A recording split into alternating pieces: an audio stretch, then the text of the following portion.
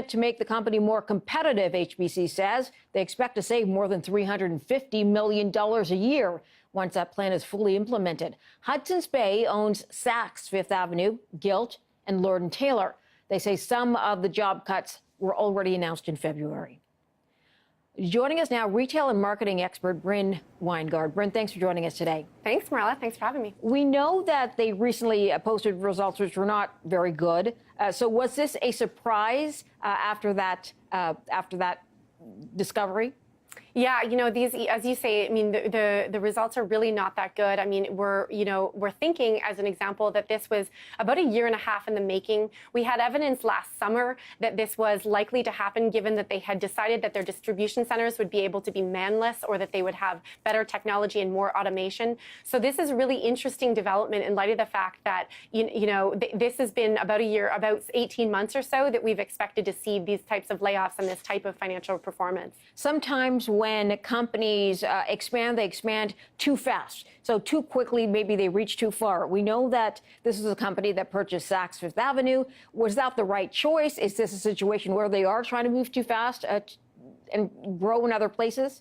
Yeah, it's such a great question. I mean, ultimately, as you say, when you start to do what we call a roll-up strategy, it is likely that you can get too fat, too big, too bloated at the top. We saw, as an example, that there were some layoffs early on. You mentioned, 275 in corporate offices. That's pretty significant. And you said at the time that was about decreasing the corporate redundancies. I mean, ultimately, it's true that they wanted to expand, that they wanted to create a bigger organization, one that they were able to tailor to a set consumer population. It's at least Gilt, Lord & Taylor, Saks, and HBC were all playing in relatively the same target markets. So that really allows them to be able to answer to the same consumer set with these four brands, and then ultimately they are going to have to figure out a way to cost cut when there are redundancies, when this was an expensive acquisition set.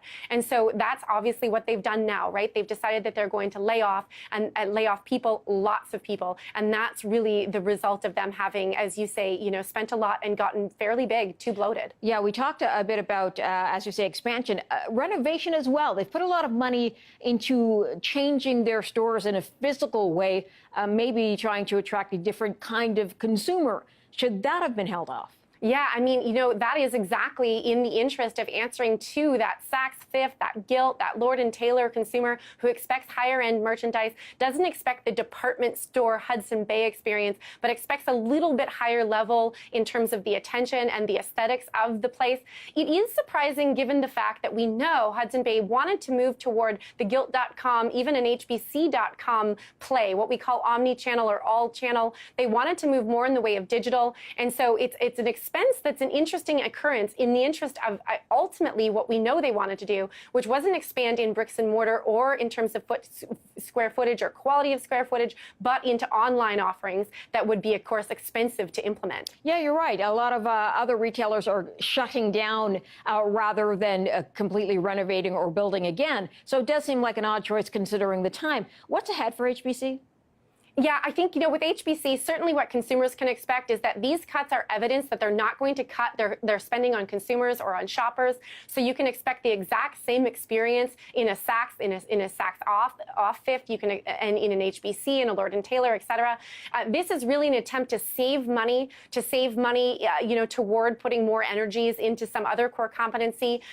So the consumer can expect the same. Ultimately, of course, people who work at HBC, the 2,000 who got laid off, the morale of the people who are going to still be there, of course, will be very low. And we can expect some of that lag and some people, of course, higher turnover at HBC over the next little while, unfortunately. But I don't think the average consumer will be able to detect anything. And in fact, this is really evidence of a corporate strategy that is intending to spare the consumer. Brynn Winegard, got to leave it there. Thanks for joining us today. Thanks, Marilla.